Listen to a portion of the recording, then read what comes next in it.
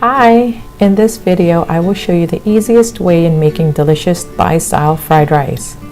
You will need garlic, onions, chopped cabbage, any cooked or raw meat or seafood, frozen mixed veggies that have been thawed out and drained, chopped cilantro, fish sauce, chicken powder bouillon, and scrambled eggs set aside. In a heated wok or skillet on high, you want to add in 2 tablespoons of vegetable oil.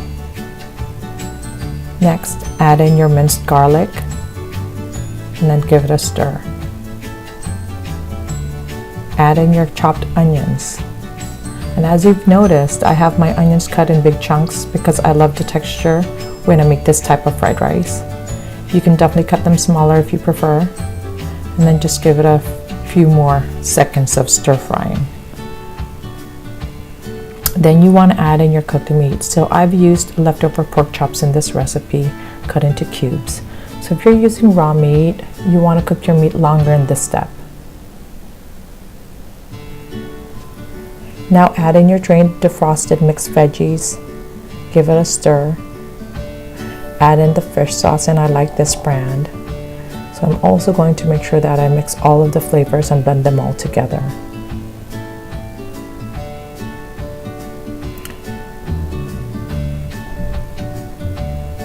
You also want to sprinkle in some crushed black pepper.